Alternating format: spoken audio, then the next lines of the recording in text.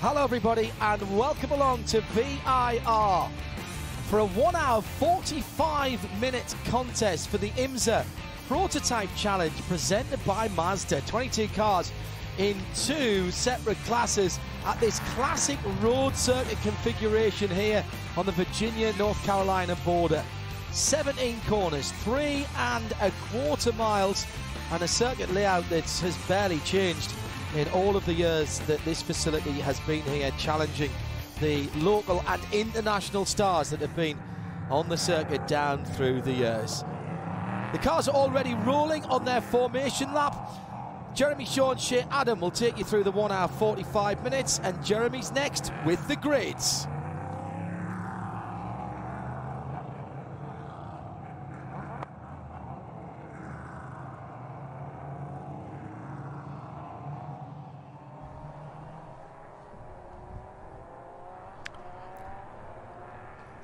Round 5 out of 6 of this year's IMSA Prototype Challenge presented by Mazda. 22 cars on the grid.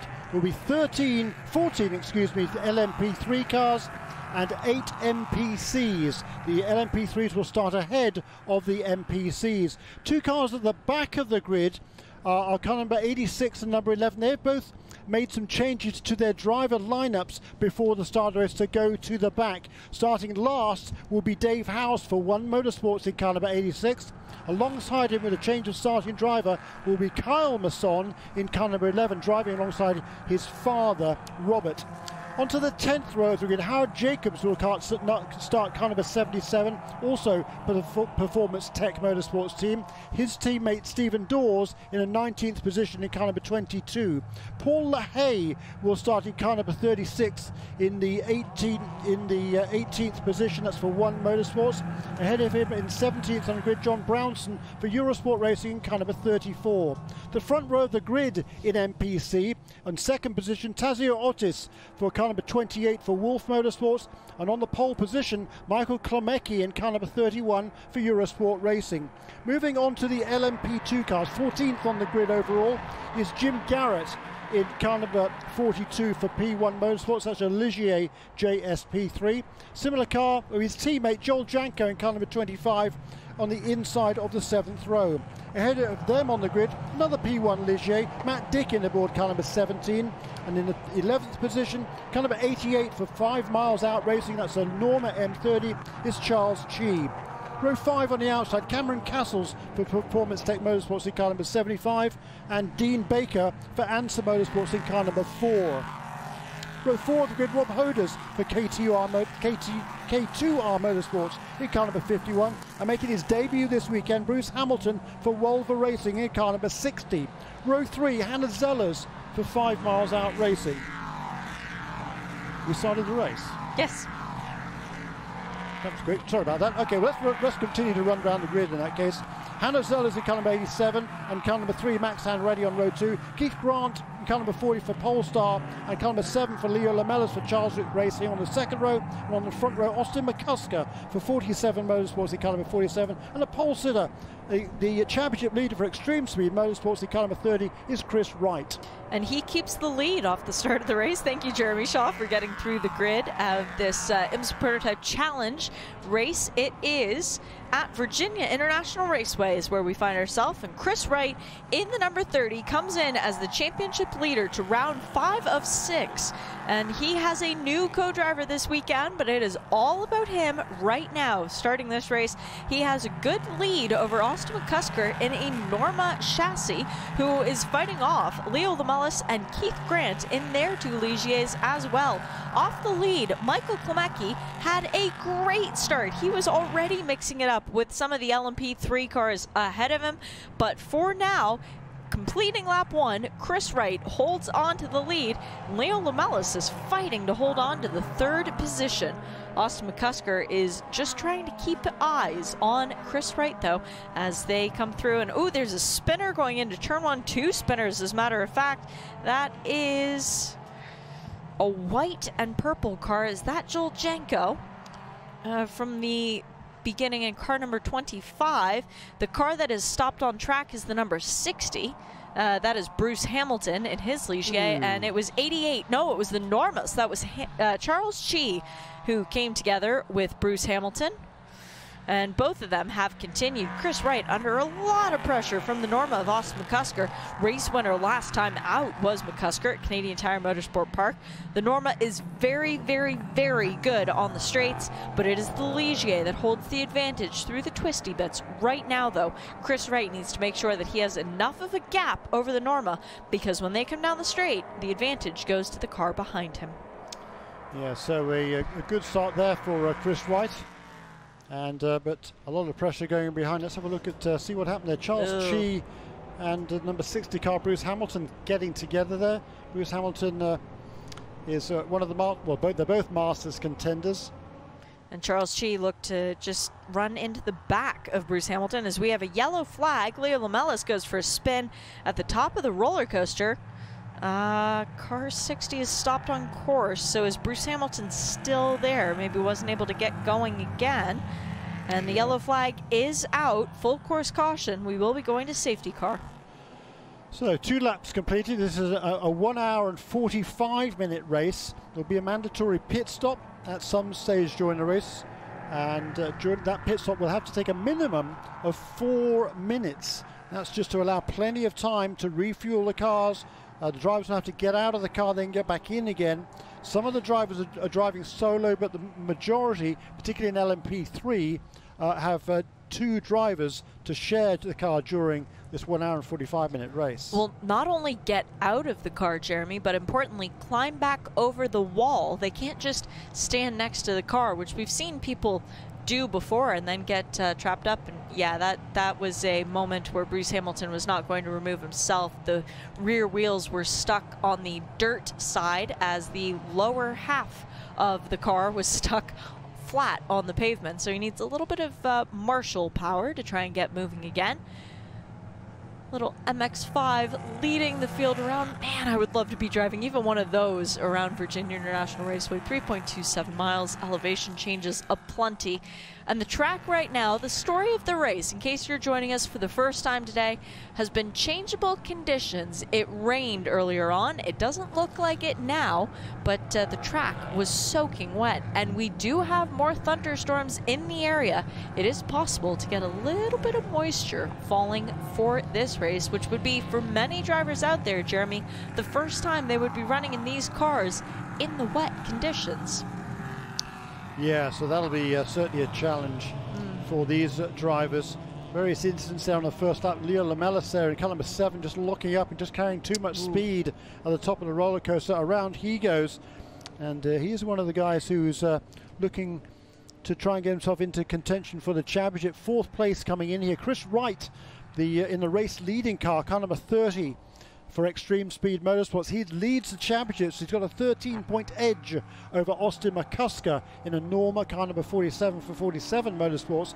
He's running in 2nd place at the moment. So those 2 in championship positions. But Max Hanratty, he is running in 4th place now in car number 3.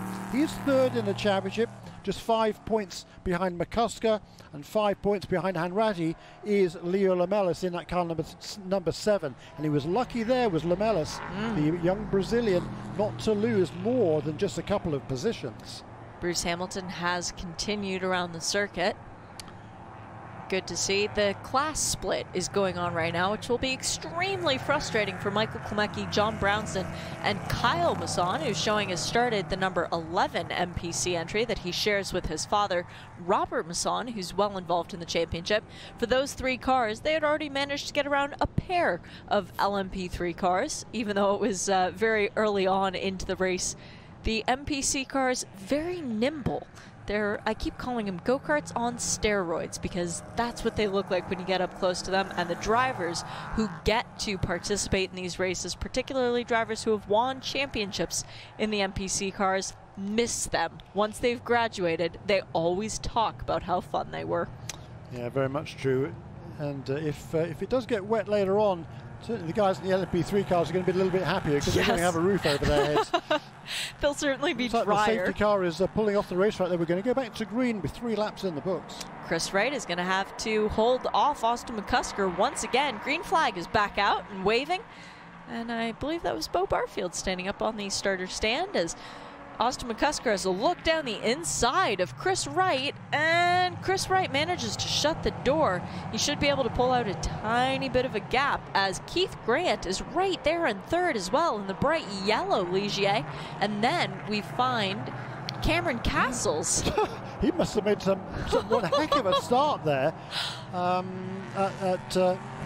he passed, at the restart, he passed, well, half a dozen cars to move from 9th place up into 4th, or 5 cars to get up into 4th place as they cross the line. Well, Jeremy, and the 11 goes Kyle for a Masson. spin. Kyle Masson going for a spin, that's odd. Former champion. Yeah, a defending MPC champion, although he's not going to be able to retain that crowd this year. He was the champion in 2017, but it's all about track knowledge, Jeremy, and as Kyle Masson was assisted by John Brownson into that spin and actually did a good job of holding on to it.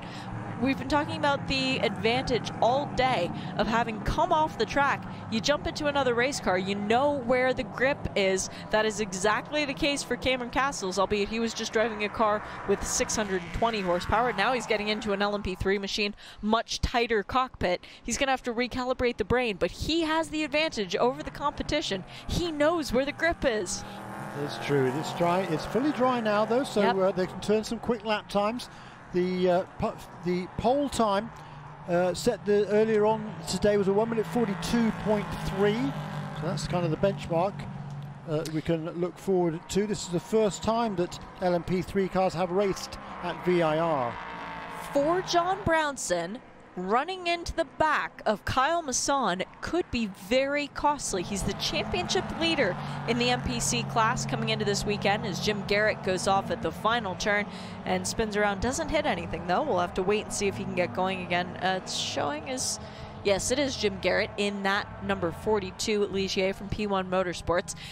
If John Brownson is given a penalty, forced to do a drive-through, and for some reason drops back behind all of his competition that he can't then get around, he could drop back to 7th, possibly even 8th in the championship standing, going from the lead when he came into this race. Yes, that could be very costly. And there it is. Incident responsibility with the 11. It is a drive-through penalty for John Brownson, which will give the lead to Michael Klemecki. Second place will be Tazio Otis, who shares a car with M. Bart Wolf, who will be taking over a little bit later on. Jim Garrett just driving off completely on his own there. Yeah, just carried too much speed into the final corner. The battle for the championship in Mazda Prototype Challenge is ridiculously close. Great. John Brownson had a 1-point advantage over Robert Masson coming into this weekend. Dave House was equal on points with Robert Masson. 1 point behind them are M. Bart Wolf and Tazio Otis, who share car number 28. 1 point behind them are both Paul LaHaye at car number 36 and Stephen Dawes, who's driving one of the Performance Tech Motorsports cars. That's car number 22. He is tied together as well, and just 4 points behind them are Howard Jacobs in the other Performance Tech car number 77. So 7 points covering the top 7 drivers in MPC. So as you were saying, Shay, that penalty for John Brownson could end up being very, very costly. Yeah, and John Brownson's been having a good year so far, as he only did partial seasons in 2015, 2014, and 2017. He was 4th in the championship in 2016, but he was the Masters champion in 2008, 2012, and 2013. A very experienced driver. No excuse for that kind of behavior, though. If you can't get around somebody, don't hit them out of the way. He's known as Mr. Excitement, is John. This is the 121st start in this championship. Oh my. Yeah, it made his debut way back in 2007. I think it was the second year of this championship. So he's been around a long, long time. And, you know, he's no spring chicken, is John, but he gets the job done. And he just a little bit too keen there, gets into the back of the youngster Kyle Masson, of course, won the championship a couple of years ago. He's no spring chicken, but he's no Dave House, and I feel like we should pay tribute to Dave House, who won the race at Sebring in the MPC category, led overall at one point. And how much life experience does Dave House have? 75. 75 years worth of life experience, the oldest winner in the IMSA competition. And we do love Dave House. He's back racing again this weekend, currently running in 5th in the number 86 machine. There's a battle at the front of the field for the lead as Chris Wright, who has a lot of sponsors here this weekend with iHeartRadio running on his number 30 machine for the first time, is trying to hold off Austin McCusker in the Norma. And John Brownson's going to be making another trip down the pit lane because he was speeding. Oh, no. He was 3 kilometers an hour over the limit as he came to serve his first penalty. So bad day turns a little bit worse for John Brownson, unfortunately. But the battle for the lead, it was the overall best Sector 1 for Chris Wright, and then the overall best Sector 2 for Austin McCusker. So when the Ligier gets into that Sector 1, where it's a more technical part of the racetrack, he's able to pull a tiny little bit of a gap. But then when it comes to the part of the track where it's the long straights, advantage Norma. That is true. It's a good battle here at the lead, though, isn't it? With Chris Wright there. This is for the championship between these two, separated, as I said a few minutes ago, by just by 13 points, which is 7 or 8 positions for whoever wins this race. There, they really do want to get a victory under their belts particularly for Austin McCusker. If he's going to put any pressure on Chris Wright going into the final round, then he really does need to try and get a win here today. He'll be sharing that number 47 car with TJ Fisher. Chris Wright this weekend, for the first time, will have Stephen Simpson alongside him. Stephen already a winner this season in the IMSA WeatherTech Sports Car Championship. Driving an Orica chassis. So for Stephen Simpson to jump into a Ligier is a new experience for the South African American, should say. He got his American citizenship and is very proud of that. A little bit earlier this year, just around the 4th of July, as a matter of fact. There's another battle on track between Dean Baker and the number 4 machine that he will be sharing with Zachary Robichon a little bit later on in the race, a guy who has taken every headline across the weekend that has been offered to him. He is fighting, his teammate right now, Dean Baker, is fighting with Maxwell Hanratty in the number 3 machine, and Hanratty comes into the weekend 3rd in the championship. Hanratty sharing this weekend with Benjamin Waddell. So there's a lot of strife going on around the track right now, a lot of disturbances in terms of trying to figure out the positions. But Baker, who has now lost the position to Hanratty, so Hanratty up into the 4th position as the lead just will not settle down. And a little bit further back for MPC land, Michael Klemecki ahead of Tazio Otis, then is Kyle Masson, so he's back up into 3rd already. And no, I take that back. Kyle Masson is back into the lead as he has gotten around Michael Klemecki, and Klemecki is now fighting to take back the position as the two of them in the MPC class are having to deal with LMP3 cars. Yeah, and just showing their speed here, and Kyle Masson, who's driving for Performance Tech Motorsports in the IMSA WeatherTech Sports Car Championship this season. As we said a little while ago, a champion in this category a couple of years ago, trying to assist his father, Robert, to win his first championship. They drove together for the very first time in the most recent race at Canadian Tire Motorsport Park, and they appeared to have won the race there. Unfortunately, they made their pit stop a little bit too late during the race. It was a full course caution, and what they should have done was make their pit stop directly when the green flag came out. They stayed out 1 lap longer at the green flag at the restart, and that took them under the minimum driving time, so they were put to the back of the class in MPC. That is why Robert Masson is not yet in the lead of the championship. The battle for the MPC lead was broken up there by Matthew Dickin, and it was nothing that he did wrong. Matthew, who saw that the battle was coming up behind him and acknowledged that the 2 cars behind were quicker than he, turned on his signal coming out of turn 2 to let the cars behind know which side of the track he was going to move to so that the other 2 could get by. Kyle Masson took full advantage of that, went to driver's left, the side that was indicated he should pass on, made the move cleanly. Michael Klemecki hesitated, and it took until the exit of Oak Tree, so a long way further around the track, before the move was made, as the number 36 of Paul LaHaye goes spinning right behind the booth. I heard the wheels actually skidding across the track as the Continentals are trying to get purchase on the wet grass. That's going to be a very difficult move for Paul LaHaye in that bright pink MPC machine. Let's see if we get a replay as he comes over the top of the hill, and oh, nope, doesn't quite make it. Or is that at a different point of the track? Because I'm hearing wheels spinning from behind us as well at the same time. Boy, that's an eerie spinning behind us. coincidence. There's a straight bit behind us. So yeah, but I definitely heard somebody with tires chattering as if they were going in the wrong direction. Unless it was just John making some interesting noises, which it could be. The number 60 of Bruce Hamilton is back out on the race course, currently running in the 22nd position.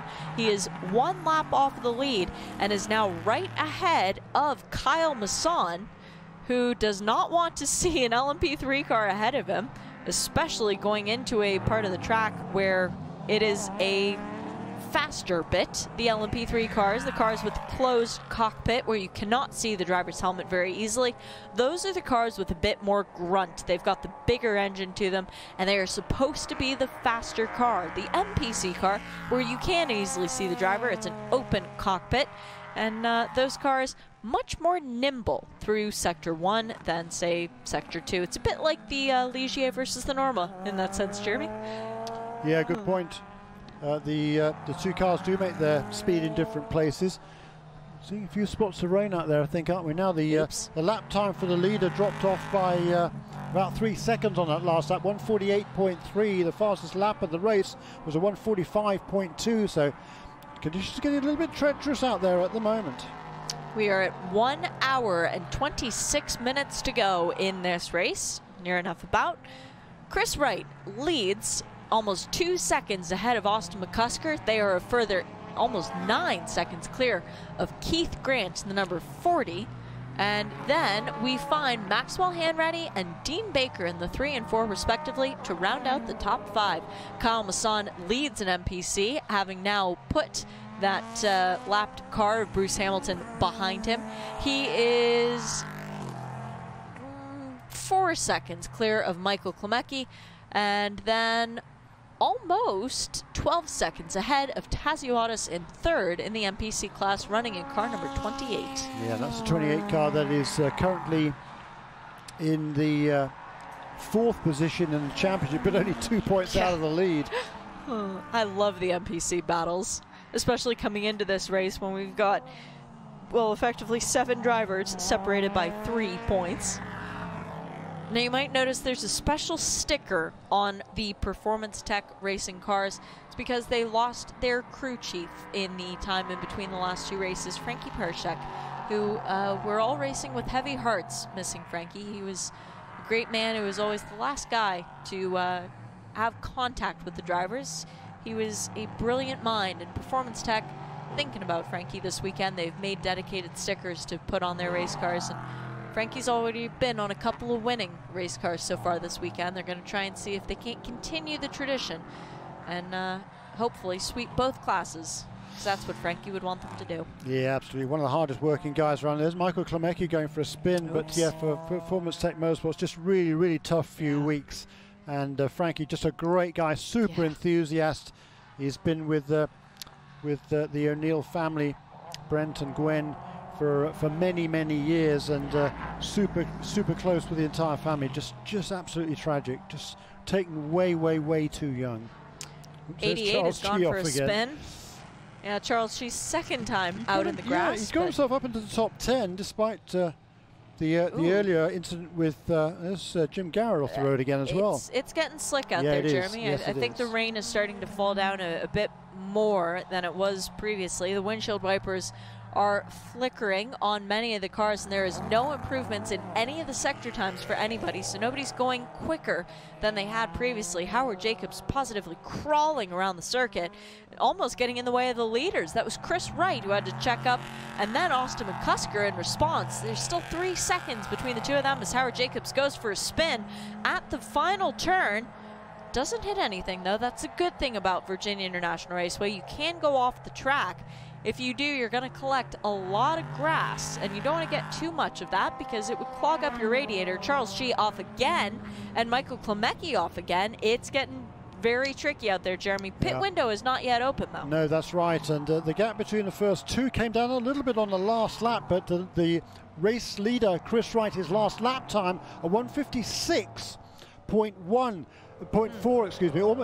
That's 10 seconds off his best lap of the race, set just 4 laps to go. So that shows you how difficult the conditions are right now. It doesn't matter if you come into the pits now, even though the window is open. You're not allowed to come into the pits at any time except when there is a yellow flag out. I would call my driver. You can come into the pits during a yellow flag. Oh, during a yellow flag. During a yellow flag, that's the only time that you cannot come into the pit lane. So what I'm saying is, at this point, even though the window's not open, bring your driver in. Don't do fuel, just change the tires. Or if you wanted to do fuel, do that as well. If you elect to put fuel into the car, your pit stop time must be 4 minutes minimum, as Jeremy mentioned at the start of the race. But you can come in at any time and change tires. There is no rule against that. Yeah, so what you can do now is come in, change the tires. You can fuel the car. You can put some. Well, it doesn't really matter whether you put fuel in, because you're going to have to. You're going to make your 4-minute pit stop, so you might as well do that when you make your driver change as well. Exactly. Hannah Zellers is off the track. The number 87, Norma. Looks like she'll be able to find some purchase and get going again. But at this stage in the race, given how many people are throwing it at the scenery, bring the drivers in, put them on their wet weather tires so they have at least a better fighting chance, even if you're not within the window yet, to make it to the end of the race on your final tank of fuel. And that's exactly what some of the teams at the head of the field are doing, including our leader, Chris Wright, coming into the pit lane. I would imagine this is going to be for some wet weather tires. Chris Wright, who races for the Extreme Speed Motorsport team, they're a savvy bunch. They don't want to risk their race car.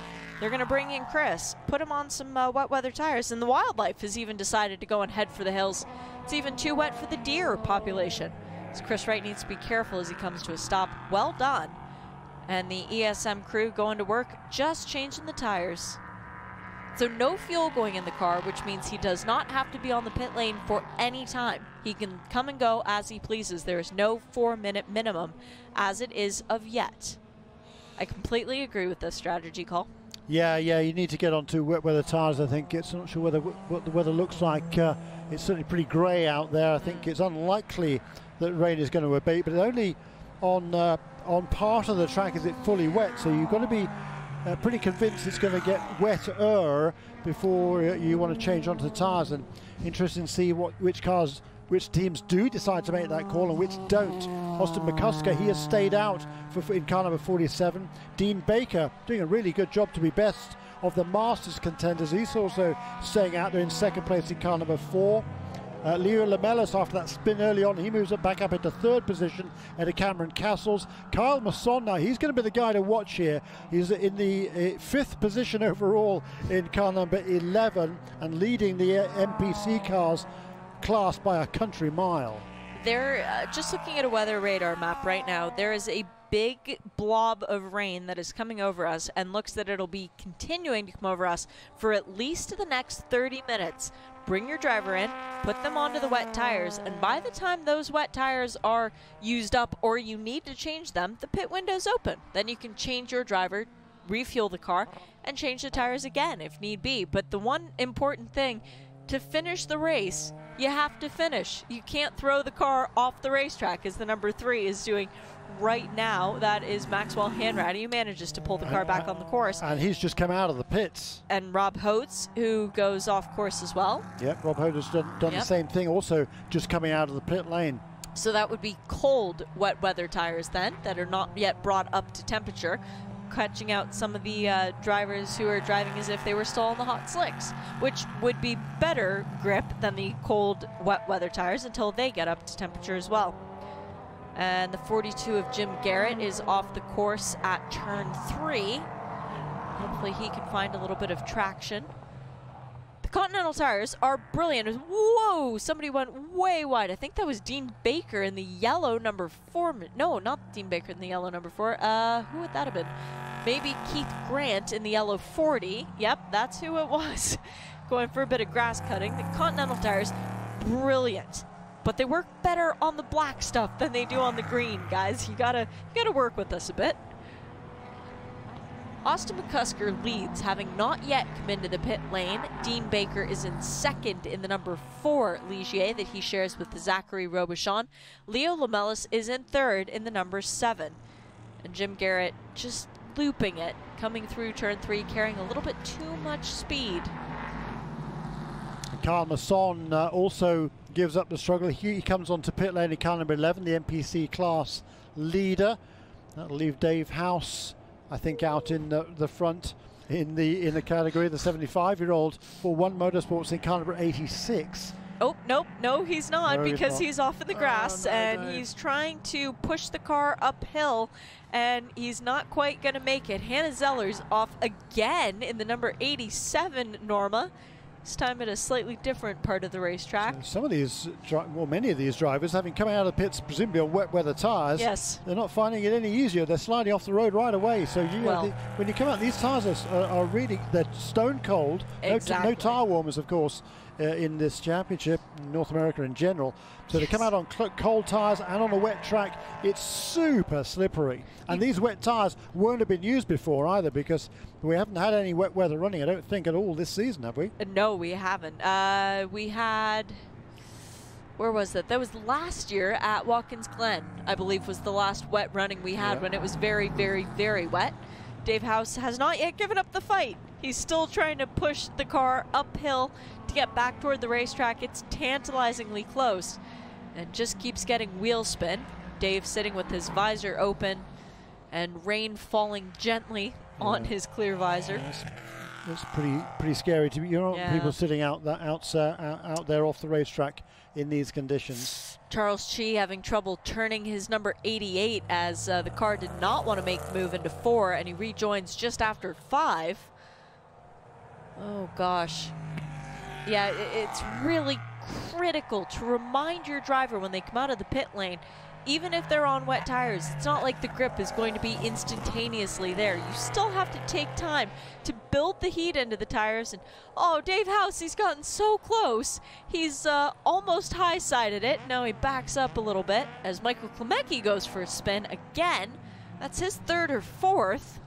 Klemecki's still on slicks, and he too is having trouble getting it back to the racetrack. Sure. I think he's probably on wets. He was in a couple of laps ago. Oh, you're right, Jeremy. You're right. There were grooves on those. Last lap, I think. Oh, Dave's got it back out. Well back done. out on the racetrack. Okay, good job, Dave House. Then we'll resume at a long way down the order again. That'll put Stephen Dawes into the lead in NPC ahead of John Brownson, who has been in the pit lane for his twice. Penalties. 2 penalties, weren't there? Yes. That's right. There was the initial penalty for the contact with Kyle Masson, and then there was the subsequent penalty for going 3 kilometers an hour over the speed limit when he was serving his penalty for hitting Kyle Masson. So now the first car out on track on the wet weather tires is Chris Wright. He has taken the time to get them up to temperature, and his last lap was a 2 minutes and 5 seconds, 0.673, so he was 5 seconds faster the last lap than Austin McCusker in the Norma, who currently leads. Chris Wright, he's got to find 38 seconds to get up to McCusker. Well, if he's getting 5 seconds a lap by my rudimentary arithmetic, that would be 8 laps. Yeah, and I think Chris Wright will go quicker too once he becomes acclimated to these conditions on those wet tyres. He's going to gain, I think, more than 5 seconds a lap. With wets over dries at this stage. And once you get the wet weather tires into a state where they're working at their optimum, the confidence boost that comes with it allows you to just gain time hand over fist, especially when people are out there on slick tires. And believe me, I've heard all the war stories from my father about trying to drive a race car on slick tires in the wet.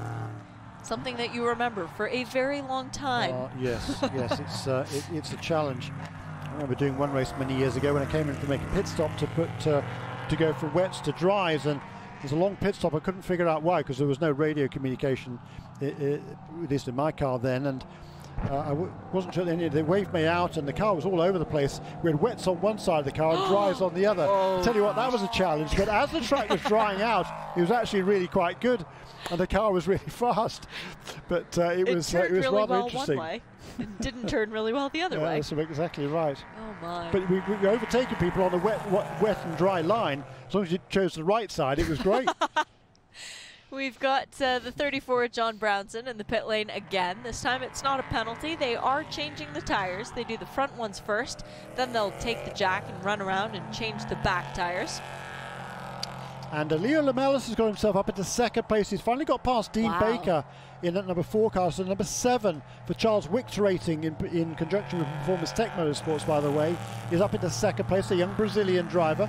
And he's trying to trace down Austin McCusker. He's a long, long way behind him because Austin has a 28-second lead, but he is, well, both of those two guys are still have not yet made their pit stop, so they are remaining on dry weather tyres. As is Dean Baker in third in the number 4 Ligier.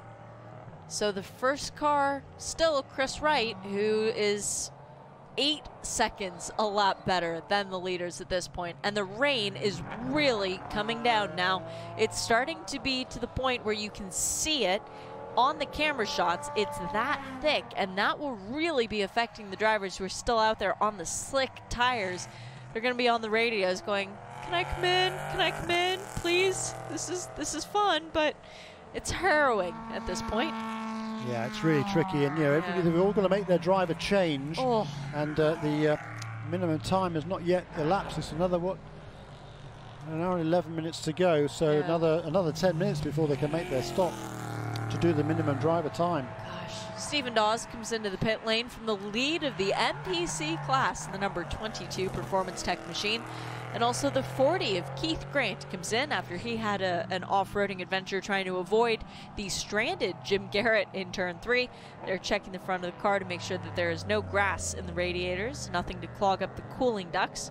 And Austin McCusker is tiptoeing around the circuit as he comes out of Oak Tree. The windshield wiper is working as hard as it can, and it still is not helping very much for poor Austin McCusker. As who is that going for a spin? Charles Chi again. Makes a change. Actually, both 5 miles out cars are off at the same corner. And Howard Jacobs. And 88. Howard Jacobs going for a spin there a bit earlier on. We've also had spins from the 87 of Hannah Zellers. Should we say who hasn't spun yet? Might be quicker. Who hasn't yikes, spun yet? Scary. Yes, see, but even the deer don't want to stand out trackside. They don't want to watch the race anymore. They want to go find a cover. Yeah. We've got fans out here who are much better than the local wildlife. Austin McCusker, does he come into the pit lane? No, he stays out again. The last lap around was a 2-minute and 12-second adventure. This one was 2 minutes and 16. So Chris Wright, whose last lap was 2 minutes and 4 seconds, is closing the gap at a rate of 12 seconds a lap, and he's only 15 off of the next car ahead of him, 25 off the lead. That means within 2 or 3 laps, Chris Wright should be back up to the lead. Yeah, and Austin McCusker now, he's losing 12 seconds. 15, no. Well, yes, but he's 30 seconds a lap slower than he was earlier on. He's losing a dozen seconds a lap. That doesn't compute. I mean, he's still got another couple of laps before he's going to stay ahead of Chris Wright. But this is a very dangerous gamble that is being taken by the number 47 team, and number 7 come to that. Yeah, very much so. And the 4 of Dean Baker, because he still has yet to come into the pit lane as well. Kyle Masson rightfully back into the lead of the MPC class race as he is out there on the wet weather tires. I believe that's everybody in the MPC class who has now come in for the change of tires, except for Dave House, but he had an off-track adventure, as did Howard Jacobs, who is still shown as not having made a pit stop. So those two aside, everybody else in MPC on the wet weather tire, and there's Dave House going for another spin. Dave, come on. It's time to bring it in and get the wet weather tires. It's not going to dry out, guys. There is a big green storm cell sitting over top of Virginia International Raceway. Matthew Dickin, who is, again, another one of the drivers crawling around the racetrack in that number 17 machine that he shares with Corey Lewis. Matthew Dickin has not been in the pit lane. He is still out on slicks. He needs to come in. There comes a point in time where this goes from being a really good potential gamble to being a really, really bad idea. Yeah, it does rather.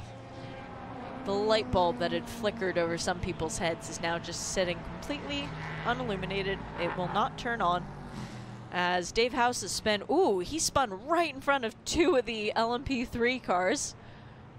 Now, who was that? I think it was Dean Baker and Leo Lamelas, actually. That could have been really bad. Really nasty. As Matthew Dickin has stayed out. So drivers who have not yet made a trip down the pit lane. Austin McCusker in the 47. Leo Lamelas in the 7. Dean Baker in the 4. Cameron Castles in the 75. Matthew Dickin in the 17. Bruce Hamilton in the 60, Dave House in the 86, and Howard Jacobs in the 77. Every other car has been down the pit lane at least once, and every other car we think is running on the wet weather tires. That's at least what makes sense. It's wet out there. It's not drying up.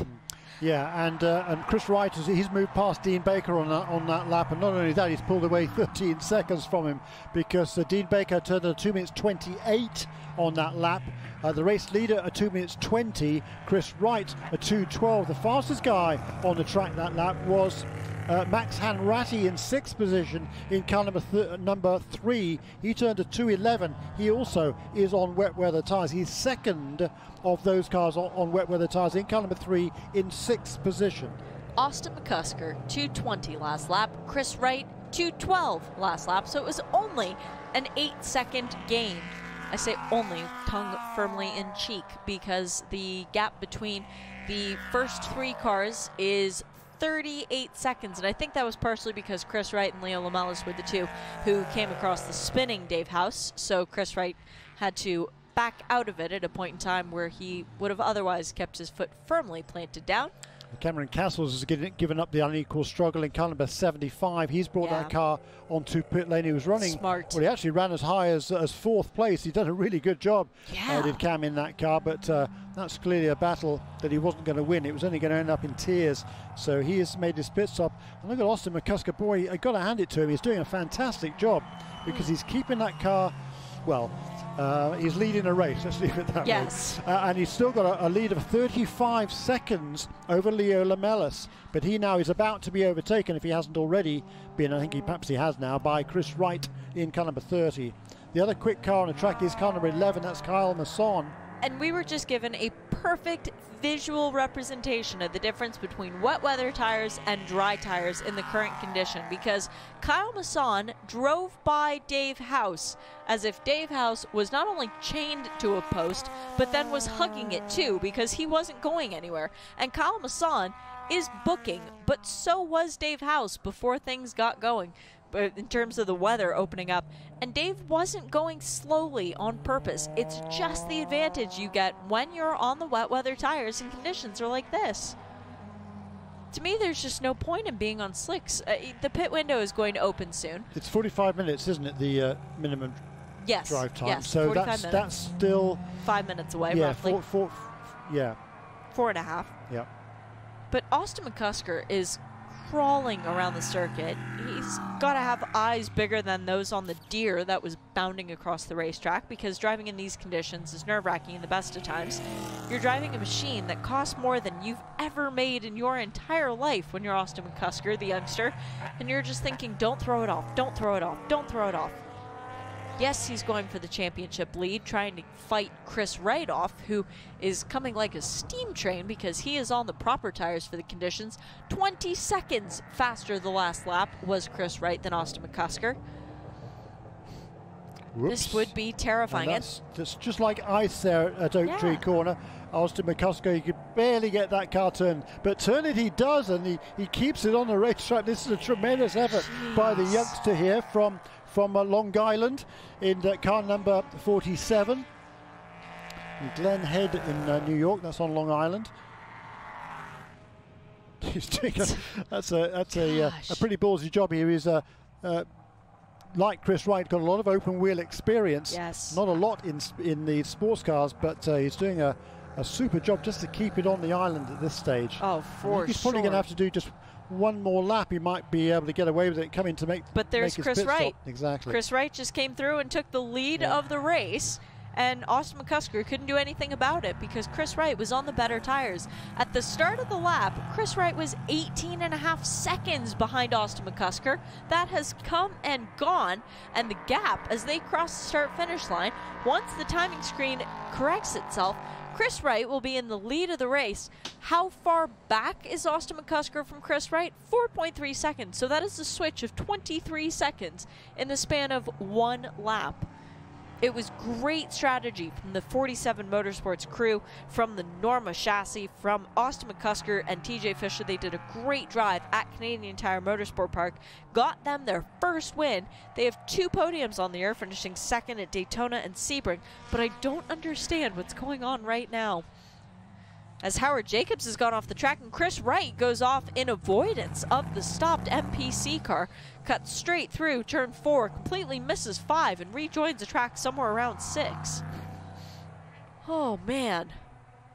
Jeremy, we knew it was going to be exciting when we saw the weather forecast. We didn't know it was going to be like this for an hour and 45 minutes. Oh, that's right, and Carl Masson now is back up into 5th position overall. He's a lap behind the leaders. But he is charging along in the 5th position. Howard Jacobs hit a puddle and spun at the apex of turn 4. He wound up off the track, driver's right, and Chris Wright comes in, sees the 77, stops, doesn't even attempt to make the turn in case he loses the back of the car, goes straight across the grass, and then rejoins the track at a point where he finds safe. Wow. Howard Jacobs is still on slick tires as well. Do need to say that. He has not yet come into the pit lane to change onto the wet weather tires. But he's losing a minute a lap. A minute a lap. Well, that's in comparison to what he was running earlier on. Yes, but still, he's losing a minute a lap. Yeah. Now, Chris Wright has gained a bit of grass on the front right splitter of the number 30 Ligier. We are 52 seconds away from the pit window opening, so Chris Wright will have to do one more circuit at a minimum before he can come in and do that pit stop to change drivers, because he will be handing over to Steven Simpson, who will be licking his chomps at the possibility of driving in these conditions. Steven's not intimidated by very much, and he would certainly like the opportunity to see just how much fun he can have in the car when it's like this. Austin McCusker, who will come in and hand over to TJ Fisher, and Leo Lamellis, who is driving the number 7 Charles Wicht race car this weekend, has another new co-driver in the form of Andrew Evans. So we're going to see a lot of different names at the top of the charts. Kyle Masson in 5th overall. Wow. So now it's 45 minutes remaining, and Austin McCusker too soon. He's in the pit lane too soon, Jeremy. The pit window is not yet open. We do not have the message from race control, so we can't do the driver change yet. He comes into the pit lane, pulls to a stop, and tire change. Finally, TJ Fisher is up on the wall, and McCusker's getting out. I think that's too soon. He definitely came into the pit lane when it was 1 hour and 3 seconds remaining on our timing screen. We're going to have to wait and see just what happens. Let me see if I have, is it 40? It's a 40-minute minimum drive time is what I have written from the beginning of the season. Yeah, but I didn't see anything about a pit window opening up on the screen. I didn't either, but I think he's good at that stage. I think he should be fine. Because we've got less than an hour remaining now. It's a 1 hour 45-minute race, wasn't it? Yes. So I think you should be good to go from there. We're seeing a lot of people diving into the pit lane now. Leo Lamellis in the 7 has come in. Rob Hodis in the 51. Matthew Dickin in the 17. Joel Janko in the 25. Got to give a shout out for Joel Janko. He's done a really good job to keep it on the straight and narrow. We haven't called his name yet so far, Jeremy, so he hasn't gone off the racing circuit. Who else is in the pit lane? Tony Kasmitz has come into the pits. Bruce Hamilton has come in and handed over to Tony Kasmitz, rather, the number 60. Michael Klemecki, Howard Jacobs, Charles Chi, also all in the pit lane right now. But Chris Wright, our leader, has stayed out. 22 laps completed as we are 58 minutes and 10 seconds to go in round 5 of the IMSA Prototype Challenge Championship presented by Mazda. You really just want to reach out and grab that little bit of grass that's just hanging on the front of the 30 just to try and be of some assistance to the Extreme Speed Motorsport team. Unfortunately, I don't think it works that way.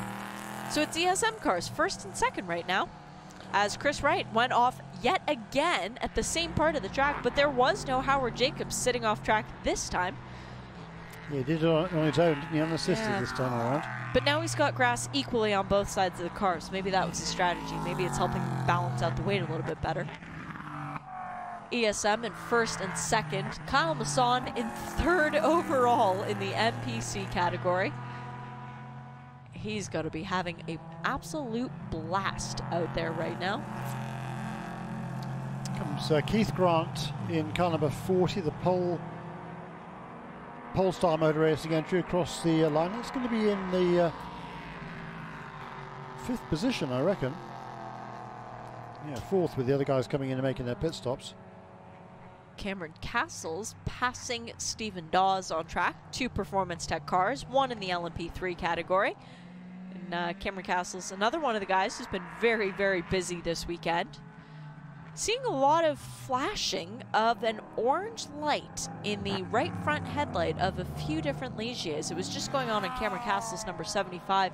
It's also making an appearance on the number 17, which had been driven by Matthew Dick and is now driven by Corey Lewis, a guy who is very quick around Virginia International Raceway. Corey is chasing down Scott Andrews on the racetrack, who has taken over the 51. And a bit of a story there in that car this weekend, Jeremy, because the 51 is normally shared. Rob Hodis, his normal co-driver in the K2R Motorsports car, is Sean Rahal. Well, Sean is over racing in Europe right now. He's at England at Silverstone in a different LMP3 race. So he's brought in his roommate and good friend, Scott Andrews, an Australian, to fill in for him and hopefully do a good job and make Rob happy this weekend. That's exactly right, and Scott Andrews is the driver coach for Rob Hoders when Sean isn't around. Well, yeah, he's lives in Sean's house. Yep. Does Scott Andrews? Atlanta. Richard from Australia. Very nice of Sean to adopt an Australian to take care of him, make sure he doesn't get too intimidated by living in Atlanta. Chris Wright not intimidated by the rain as he continues to lead and has not yet pulled into the pit lane. Having too much fun. I can't imagine Steven Simpson right now waiting in the pit lane, fully helmeted with his fire suit up, just bouncing up and down, going, come on, coach, put me in, I can do it. And do it he can. Steven Simpson, a very good driver, and prototypes even better when it's raining.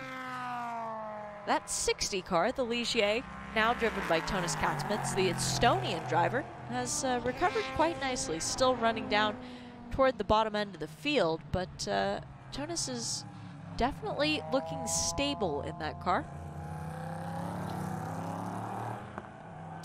Hannah Zellers has come into the pit lane in the number 87, as has Jim Garrett in the 42. And the rain is continuing to move through. It's not going anywhere anytime soon. That green blob that came in and dumped a whole lot of rain earlier on, well, we're only about halfway through it. So the rain should be here for the remainder of the race. No concern about burning off the rain tires, I think, at this point, Jeremy. No, that's exactly right. But for Chris Wright here, he's still going to make his driver change, of course. Yep. So and these are 4-minute pit stops, so it really does shuffle the order of the race around. But he's still got a pretty handy advantage over everybody else, even though most of the other cars now have already made their mandatory driver change. That certainly isn't the case for all of them. Max Hanratty, for example, in second place, who is still on the lead lap. He needs to make his driver change yet, as does Kyle Masson in third, who's leading the NPC category, 1 lap down to the leader. Ooh, car 47, which was the car in second place before the rain began. That is now the car driven by TJ Fisher. That Norma from 47 Motorsport, started by Austin McCusker. Penalty, short fuel pit stop time. Stop plus 1 minute. So they were not on the pit lane for 1 minute or 1 second? Stop plus 1. I think that's probably a second. I doubt it. I doubt it's a minute, because what the penalty is, it's a stop and hold for the amount of time you were short. I think it would probably say 60. Short 1 second probably. out of 4 minutes. So no. 239 I don't think it'll be a whole minute. I don't think it'll be a whole minute short. Ooh. Well, they have to come back down the pit lane whatever it anyway. is, yeah, exactly. So it's a long stop. It's going to put them right out of contention, that's for sure. Coming into the weekend, second in the championship was Austin McCusker, and certainly won't help that Maxwell Hanratty, who is just 5 points back, is currently running in the 2nd position, and his teammate is leading, Chris Wright. Both of them racing for the Extreme Speed Motorsports organization. That would be a really good weekend for those two. Oh, yes. Oh, but what a heartbreak for the 47 Motorsport team. Coming off of such a strong performance north of the border the last time out, to now come back here and find themselves with a drive-through penalty after missing the minimum pit stop time. Gosh. But the rules are the rules, and they're there for a reason. As Tazio Otis has brought in the 28 MPC car from the 3rd position. He'll be getting out and handing over to Mr. Wolf. Guy who really wishes that we had raced at Road America, because his shop is, what, 5 minutes from the circuit? Not even. I drove past it. It's beautiful, actually. It looks a bit like an old-time firehouse brick building.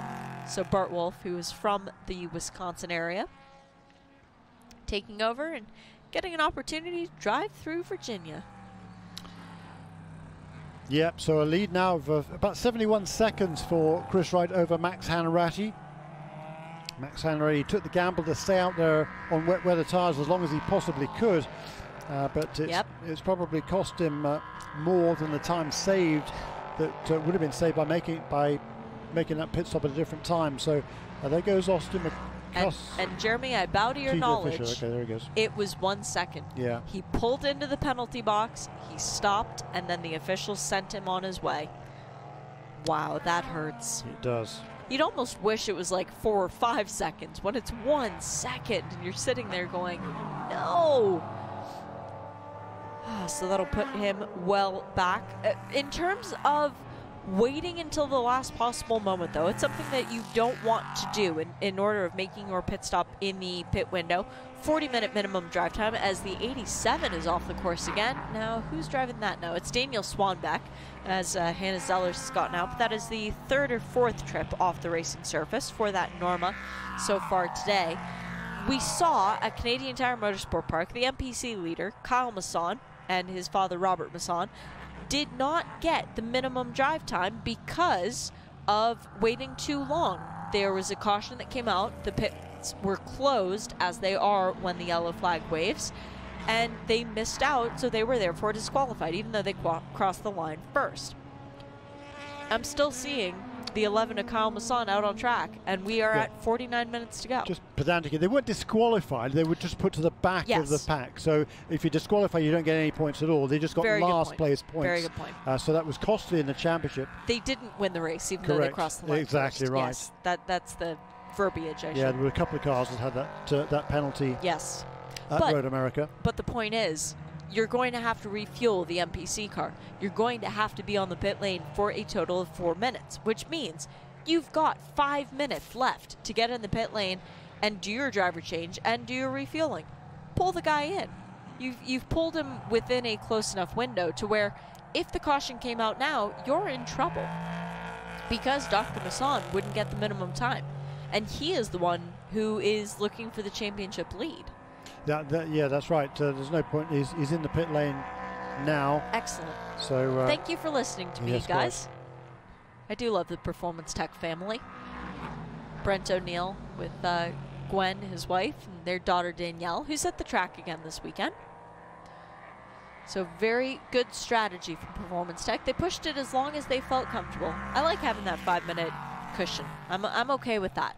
If they'd gone any further, it would have just been a little bit too nerve-wracking, because you never know, especially in conditions like this, Jeremy. The yellow flag can come out at any given point in time. Somebody drops it off the track and then can't make it back up to the surface. The yellow flag will come out. Chris Wright is still leading in the number 30. He has yet to come into the pit lane as he comes down through the roller coaster through Hog Pen. Does he pull the car hard over to the right? Yes, he does. Finally, our leader coming into the pit lane. Number 30, Chris Wright, will be handing over to Stephen Simpson, the South African American child of the world. I'll just say that. Cricket fan. Absolutely, yeah. Maxwell Hanratty's still out on track, but he was 1 minute and 16 seconds behind his teammate, so we'll have a bit more time to see if Maxwell comes into the pits. Yeah, he'll probably be in this lap as well to hand over to Ben Waddell to finish the race, but we're going to have to wait a little bit of time before that happens, because the gap between those two was 76 seconds, 1 minute and a quarter on the previous lap. Just checking the tires on the number 30 is the crew, making sure that everything looks good, as Chris Wright has extracted himself from the car, gives the car a quick look over, and needs to jump over the wall. He was walking down the pit lane and not going over the wall.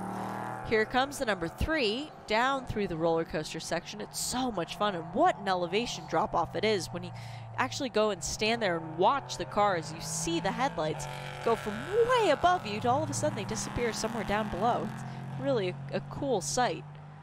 So is Hanratty coming in? Nope, he stays out. So the number 3 is out for yet another lap. I would think this would be his last one before he needs to come in, so that Ben Waddell, as you rightly say, will be taking over. The number 3 can get his minimum drive time. That's cutting it kind of close. Zachary Robichon, Jeremy, is now in the number 4. The Canadian will be appreciating these conditions. Wet and slippery, just like ice. Every Canadian learns how to hockey skate before they learn how to walk. Yeah, that's right. And Zach, what a weekend he's having again. He's already won one of the Porsche GT3 Cup races this weekend. He's on pole for the second one, which should take place tomorrow morning. He's on a absolute super streak this season as well, because he's won 9 out of the 10 Canadian Porsche races so far this season. Holds a handy lead in that championship. Also, he's driving with Dean Baker, fellow Canadian, in this race as well. He's now up into the 3rd position at the moment. He's already made his pit stop. Have to wait and see now.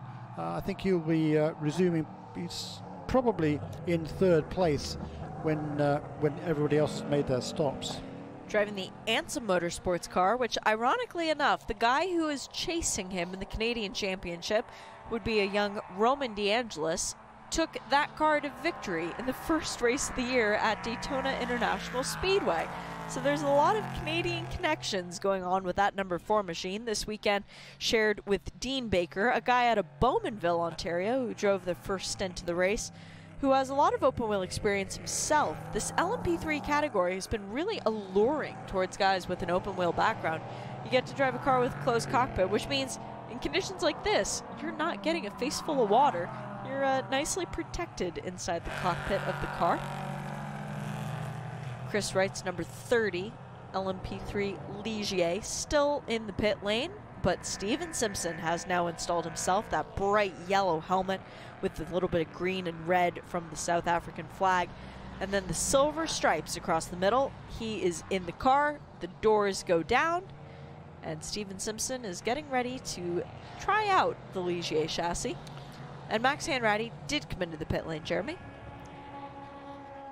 There he is, pulls to a stop, hits his marks, will pop open the right side door and jump out, because his time driving has been met. And now it's time for Ben Waddell. Although that doesn't look like Ben Waddell.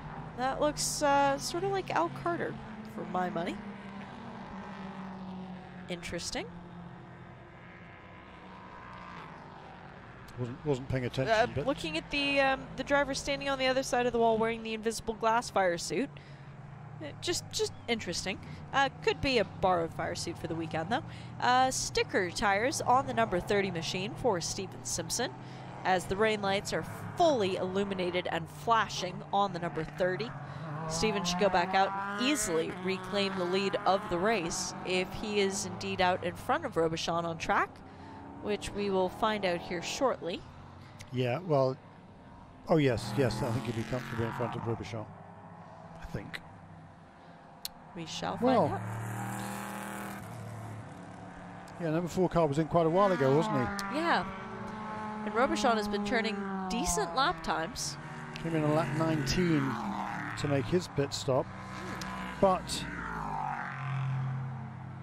I would have thought that would have been... I didn't make a note of when that was in terms of his drive time before Dean Baker handed over that car to Zach Robichon. It wasn't at the bare minimum, but it wasn't too much longer after the first of our pit stops. So I think it was somewhere near 45 minutes having elapsed. Well, it was 2 laps before the number 47 and 7 cars both came in. Yes. So, interesting. Either way, John Brownson is our MPC leader. He's shown as having made 3 pit stops. Of course, 2 of those were serving penalties. One of the penalties coming from an infringement while serving a penalty. But John Brownson, nonetheless, in the number 34 is the leader. And on and out lap is Dr. Robert Masson as the 28 of Bart Wolf went for a brief spin, but the car is refired and moving again. So that's not too bad. Now the work will be down to Robert Masson. He's chasing John Brownson on the racetrack and in the championship lead. He really wants to try and reclaim it, does Dr. Masson. He had it at Daytona after winning the first round of the championship, Jeremy. There is the Eurosport Racing entry of John Brownson. He is in the lead of the class at the moment, but he is yet, I believe, to make his mandatory pit stop. There's no minimum driver time for him because he is driving that car solo. Is John Brownson in car number 34, so he doesn't have to worry about that. Just has to make sure he makes his minimum pit stop time, which is going to be 4 minutes. And I don't believe he has made it. He's been in the pits 3 times, but 2 of those for drive-through penalties.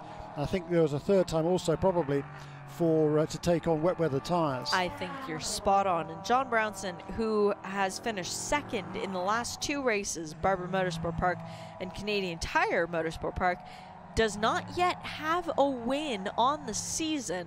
And Dr. Masson, who is fighting to try and claim back a win, got the first one of the season, then had a bad race, finished 3rd at Barber Motorsport Park, then had a bad race. So he's due for a good race this weekend. As Michael Klemecki off the road again, and his wet weather Continental tires not finding the purchase that they would like on that long grass off the side of the track. So Zachary Robichon now is up into 2nd place ahead of the car number 3 of Ben Waddell. He's been turning some good laps as Zachary, and as a result of the other pit stops around him, he's still on the lead lap with Chris Wright and about 35 seconds behind him.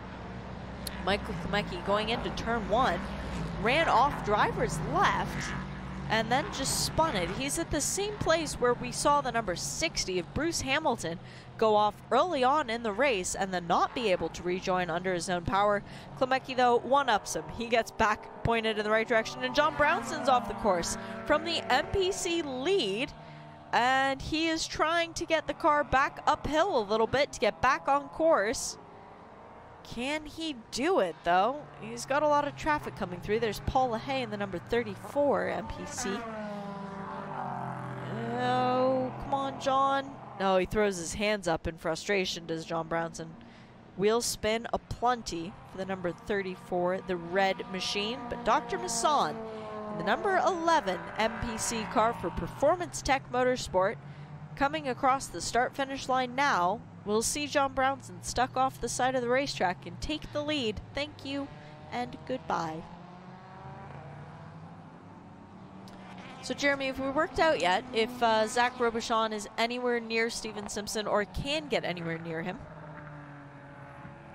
I beg your pardon? Have we worked out yet if Steven Simpson and Zachary Robichon are... Yeah, they're about 35 seconds apart. Oh, that's not bad. Yeah, and last time around, Robichon was 6 seconds quicker. Of course, he has been out there for several laps on his...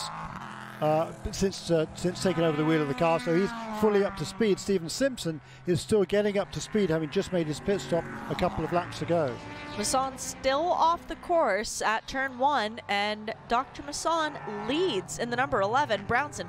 Oh, he managed to get things going again, but his car will not go for very long, as it looks like it has a mustache now. There's so much grass in the front of that car. He's going to need to come into the pit lane to clean that out. And in terms of trying to get all of the grass out of these cars, it's not the easiest job in the world. So for his Eurosport Racing crew, there are little bolts on the front of the car that you use a Phillips head screw to unclasp. They might need to undo those and shake them out a little bit to try and make sure that all of the damp grass manages to find its way out. That looks like a recipe for overheating to me. Oh boy, and it's busy in the back of the field as Corey Lewis, Kenton Cook, and I think that was Dean Grant, all three together on the racetrack going up through the S's, trying to avoid John Brownson, who was trying to wiggle free some of the grass. And car number 30, Andrew Evans, a youngster from Washington State, from Seattle. He's just 20 years of age, making his debut in the championship this weekend for that Charles Wick Racing Performance Tech Motorsports car number 7. He's taken over from Leo Lamelis. Evans has been racing, karts since he was a kid. He won the Pacific F2000 Championship a few years ago. Done some LMP3 racing in Europe, including sharing car with CJ Wilson for a couple of races last season. And he's making his debut in this championship this weekend. And he's running now in 3rd position. He's about a half a minute behind Zachary Robichon in 2nd place, who in turn is about a half a minute behind our race leader, Stephen Simpson. Stephen Simpson, Zachary Robichon in 1st and 2nd. Cameron Castles in 7th. Corey Lewis in 8th. Kenton Cook in 9th. All of those drivers, and Robbie Foley in 18th, all of those drivers have race experience from today, or at least driving a race car on the track today. That said, the racetrack right now does not resemble the racetrack of any other time over the course of the day, because even when we have had rain in the other races, it hasn't been this consistent. It dried out at various points throughout the race weekend. It didn't just keep raining, and while it looks to be getting a bit brighter outside, there is still rain on the windshield of our battle bus where we are broadcasting from, our IMSA radio booth. It is different. And that's one thing about Virginia International Raceway. It's always changing. It's a very sticky track surface, but it's very slippery when it gets wet. And the pit lane especially was that way. It really did feel like ice skating at one point, trying to walk in tennis shoes. Can't imagine what it feels like for perhaps some of these drivers when they come out of the pit lane on cold tires. It's no wonder people were sliding off the track. But now that they've gotten everything figured out, now that everything is more stable and warmed up, people are keeping it on the straight and narrow by and large, Jeremy. They are indeed, and the fastest car on the racetrack by some considerable margin is Scott Andrews in that number 51 car for K2R Racing. He is on the lead lap. Is the Aussie. He's a full 78 seconds behind Stephen Simpson, the leader, but last time around, as Stephen is still trying to get that car up to speed, he knows he's got a huge advantage, so he's not going to push too hard too soon. 7 seconds, though, was the advantage that Andrews had over Simpson on the last lap. And Scott Andrews all over the back of TJ Fisher, so the Ligier putting a lot of pressure on the 47 Motorsports Norma. TJ Fisher having to look in his mirrors a lot as he's going up through the S's, and that is not the direction you want to be looking. You want to focus forward, as the Norma should quite easily pull away a little bit. But Scott Andrews flashing the headlights. Everyone knows that's good for about 40 horsepower. Maybe not, but it's all mental. In terms of the Australian, though, he's trying to stay in the draft of the Norma, punching a hole in the air. He thought, well, might as well just invite myself to come along there too. Through sectors 3 and 1, the advantage should be to Scott Andrews in the chasing number 51. But through that sector 2 is where the Norma is quite a bit stronger. What a great battle.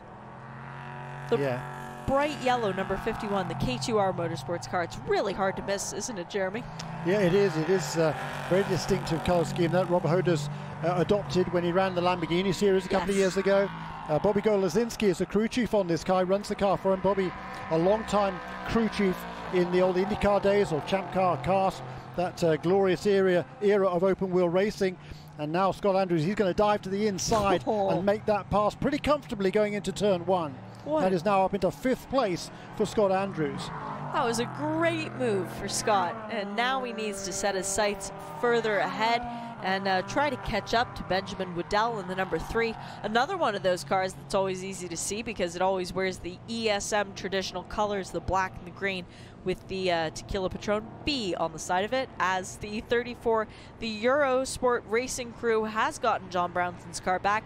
They have removed the body panels, and there were fistfuls of grass being haphazardly thrown at the pit wall as John Brownson sits in the car and waits for the crew to put the body panels back on so we can go out and have a little bit more fun. Dr. Masson leads in MPC, 12th overall for the number 11. Stephen Dawes is in second in the number 22, so Performance Tech will be elated right now. In third is the number 28 of M. Bart Wolf, and then in fourth is Michael Miller in the number 86 car he shares with Dave House. In fifth in category is James French, another one of the Performance Tech cars in the number 77. This is only James's second time racing an MPC class car, so another good effort from James, but my hat is off to Stephen Dawes in the number 22. Yeah, did a really good job, didn't he? And for James French, he's got a 100% record, hasn't he? Because with the penalty for the number 11 car last race, that meant that James French in his home racetrack at Road America, of course, won that class along Canadian Tire. With oh, so yes, of course he was. I beg your pardon. Scratch that bit. No, but he is 1 for 1. So yep. That's right. James will be thinking, what can I do to try and get around everybody else to try and catch back up? But he's got quite the deficit to overcome, so it would be a very big ask for the number 77 car. Kenton Cook has just moved up a position in car number 25 ahead of Corey Lewis. He's another busy boy this weekend. Corey's just got out of the Lamborghini race a few minutes before this one, so he's another one that knows the conditions. Kenton Cook, he won earlier today in the Continental Tire Sports Car Challenge in the TCR class as Michael Klemecki goes for yet one more spin. Sorry, Michael, I've lost count. Maybe it's fun. Maybe he really likes the feeling of spinning because it does look a bit like snow tubing. You're just completely out of control. And that didn't take very long at all. Scott Andrews in the 51 not only caught up to Ben Waddell, he passed him. So that puts Scott Andrews in the 51 car up into 4th place. And now he sets his sights forward on Andrew Evans in the number 7. This is a great drive from Scott Andrews. He is proving that he deserves to be in this championship full time. I am impressed. So Steven Simpson leads in the number 30 machine ahead of Zachary Robichon in the 4, and then Andrew Evans in the 7, who will all of a sudden be worried about that reverse radar because Scott Andrews, who's quite a bit back, will close that gap down with the next 30 minutes to go. Yeah, he's still got, he's going to be half a minute behind the car number 7 of Andrew Evans, but the guy to watch here is Zachary Robichon. He's still lapping super fast, 203.5 last time around to Steven Simpson's 206.2. That's 2.7 seconds that Zachary was quicker than Simpson. The gap, having been as high as 35 seconds, is now down to less than 20. And that has happened in the course of 6 laps. At this rate, Zachary Robichon in car number 4 for IMSA Motorsports could catch Steven Simpson. Oh boy. There's a difference between being told bring the car home in one piece, maintain the championship lead, which I'm sure is what Steven Simpson's orders are. You don't want to risk anything in terms of what Chris Wright has established through the first 4 rounds of the championship, with only 1 to go after this one. But when you've got a guy like Zachary Robichon, who is not full season in the championship, neither is Dean Baker. They've done 3 races so far, but they missed the opening race at Daytona, which the car won. The edict is go out and win for Robichon. It's a very dangerous moment, and if Steven Simpson does see that 4 Ligier in his rearview mirror, he knows that Robichon is going to do whatever it takes to get around him. Steven Simpson might have to settle for 2nd if Robichon can get there.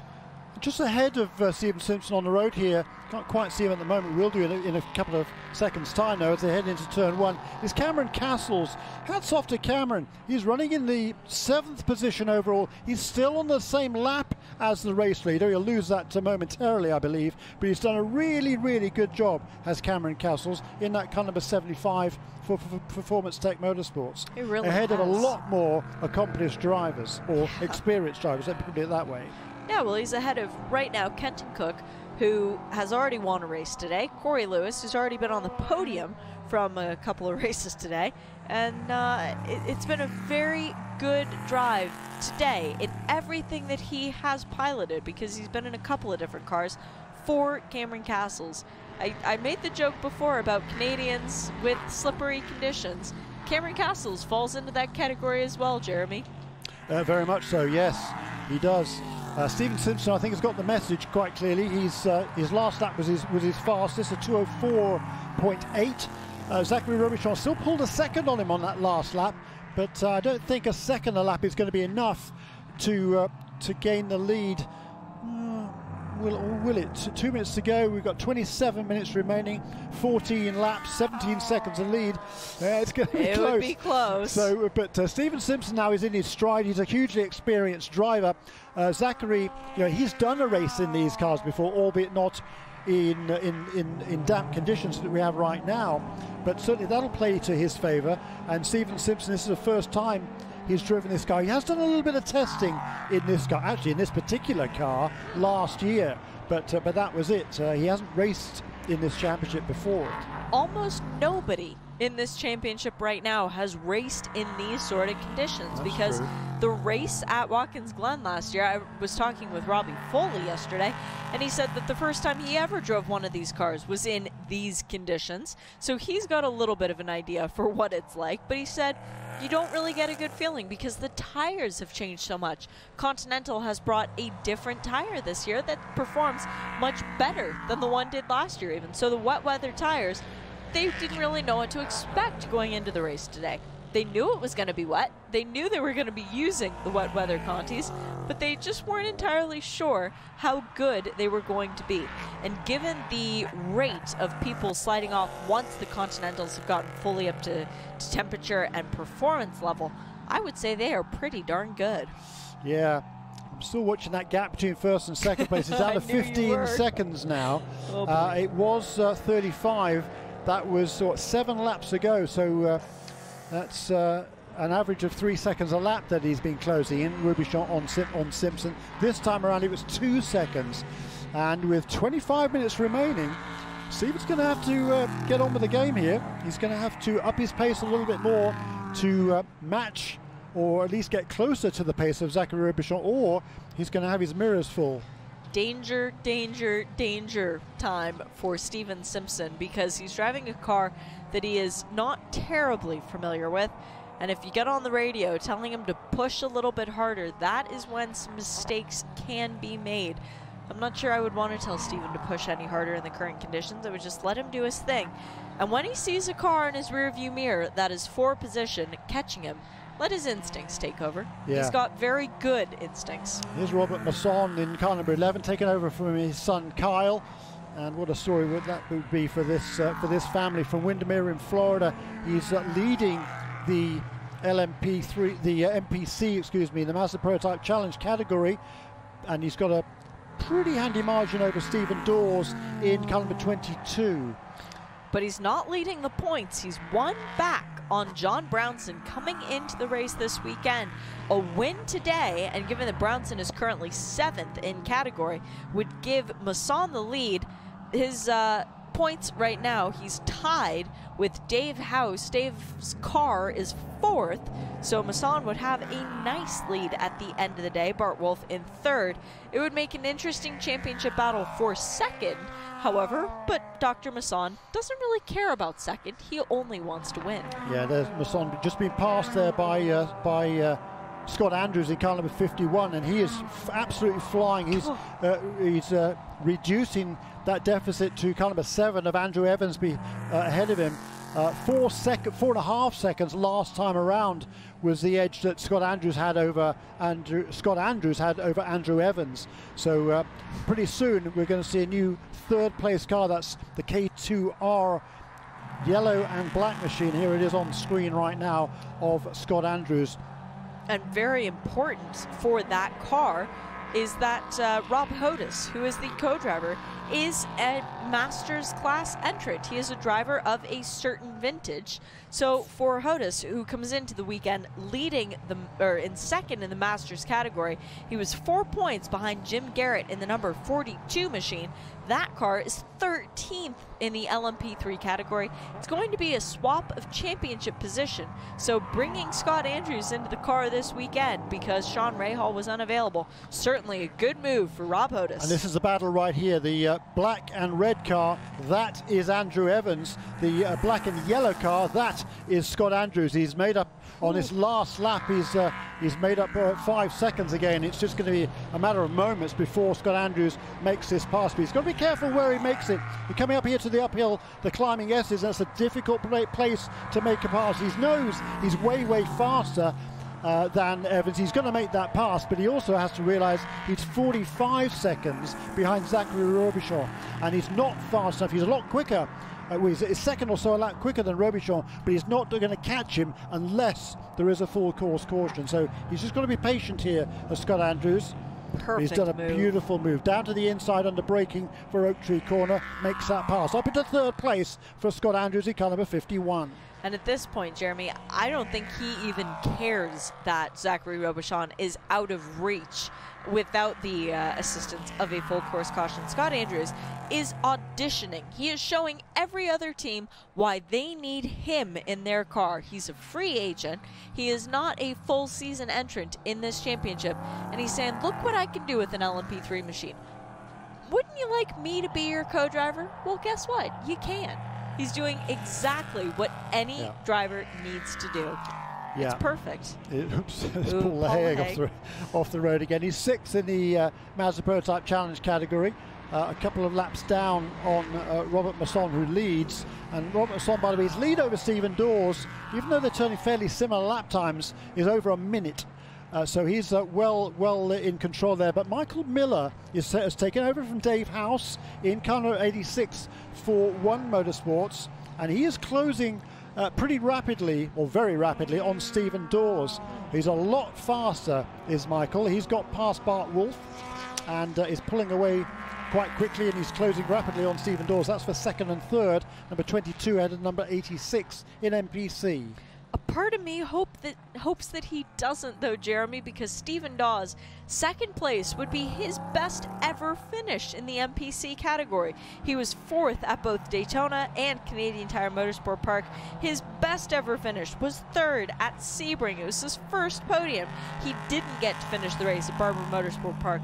So for Stephen Dawes to come home in second for the Performance Tech team on a weekend where they need an uplifting moment like that, it would be beyond words. And even though Michael Miller is a much faster driver and Dave House in the championship hunt, whereas Stephen Dawes is a little bit further back, he's tied for the 5th position.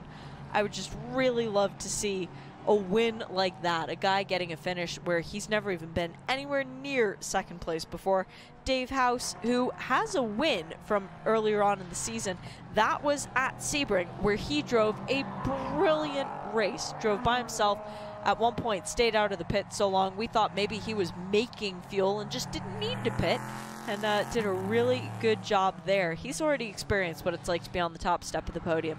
For Stephen Dawes, a second place would be like a win. That's right, a chemical engineer is Stephen. His best result has been a 3rd, so if he could, I think he's going to lose out to Michael Miller here almost certainly, but even so, if he can hang on for 3rd, he'd be very pleased with that. But Bart Wolf is not that far behind. He's about 10 seconds behind in 4th position in car number 28.